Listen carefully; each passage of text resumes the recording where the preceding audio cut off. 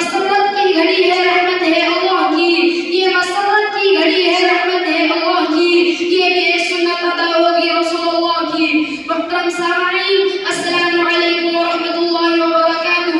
نکاح ایک اہم اور مقدس رشتہ ہے جسے قرآن اور حدیث میں بہت اہمیت دی گئی ہے۔ اللہ تعالیٰ نے انسان کو ایک دوسرے کے لیے جوڑا بنایا تاکہ ان کے درمیان محبت، سکون اور امن ہو۔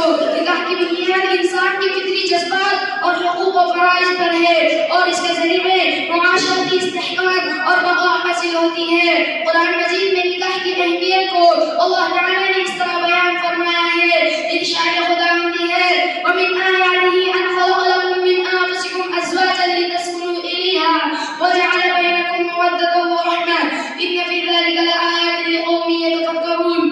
اور اللہ کی نشانیوں میں سے یہ ہے کہ اس نے تمہارے لیے تمہاری جنس سے بیویاں پیدا کی تاکہ تم ان کے ساتھ سکون حاصل کرو اور تمہارے درمیان محبت اور رحمت رکھی۔ بے شک اس میں غور کرنے والوں کے لیے بہت سی نشانیاں ہیں۔ اس حدیث مبارکہ میں ہے کہ حضرت انس بن مالک رضی اللہ عنہ سے روایت ہے کہ حضور صلی اللہ علیہ وسلم نے فرمایا جب انسان شادی کر لیتا ہے تو اپنے نصف دین کو مکمل کر لیتا ہے، اب وہ اپنے دوسرے نصف دین کے بارے میں اللہ سے ڈرے۔ اوپر تلاوت کی گئی آیت نکاح کی اہمیت اور اس کے مقصد کو واضح کرتی ہے کہ نکاح صرف ایک جسمانی رشتہ نہیں بلکہ ایک روحانی، ذہنی اور جذباتی تعلق بھی ہے۔ اس میں سکون، محبت اور امن کی بات کی گئی ہے۔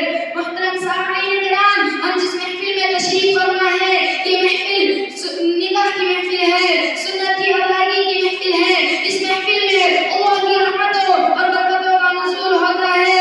ارشاد خداوندی ہے سبحان الذی خلق الازواج کلها، پاک ہے وہ ذات جس نے ہر ایک کو جوڑا جوڑا پیدا کیا اور ایک دوسرے پر حقوق رکھے۔ سن ہجری کا موقع ہے، عرفات کے میدان میں چلچلاتی ہوئی دھوپ میں 1,00,000 صحابہ کرام کے سامنے آپ صلی اللہ علیہ وسلم نے خطبہ دیا۔ فرمایا کہ تم سب بھائی بھائی ہو، ایک ماں باپ کی اولاد ہو، تم میں کوئی بڑا ہے نہ کوئی چھوٹا، عورتوں کے حقوق ادا کرنا اور تمہارے اوپر ایک دوسرے کا مال اور خون حرام ہے۔ سن لو، تمہیں اللہ کے سامنے حاضر ہونا ہے، میرے بعد گمراہ نہ ہو جانا۔ اگر قرآن و حدیث پر عمل پیرا رہو گے تو تم ہرگز گمراہ نہیں ہوگے۔ عزیزان گرامی، ہر انسان کو اپنے واقعے کو سوچنا چاہیے کہ آج ہمارے رسم و رواج، دعوت کے طریقے، شاہانہ جوڑے جب تک یہ نہیں ہوگے نکاح نہیں ہوگا۔ مالداروں کے چوچلے جن کے گھر میں حرام کمائی ہوئی دولت ہے جب یہ اپنے بیٹی کی شادی کرتے ہیں تو اپنی حرام دولت سے انسانیت کا مذاق اڑاتے ہیں اور غیروں کو کہتے ہیں کہ نکاح آسان نہیں۔ آج مسلمان لڑکیاں غیروں کے ساتھ بھاگ رہی ہیں تو ہمارے مرد کہتے ہیں کہ ہمارے نوجوان کہتے ہیں کہ یہ تو غضب ہو گیا، ہماری ماں بہن دوسروں کے ساتھ بھاگ رہی ہے۔ ارے سنو، کیوں نہیں بھاگے گی؟ شرم کرو، حیا کرو۔ آج تمہارے ظلم نے ہماری عورتوں کو گھر سے نکلنے پر مجبور کر دیا۔ جب انسان پر غریبی اور بھوکمری آتی ہے تو انسان کہاں سے کہاں پہنچ جاتا ہے۔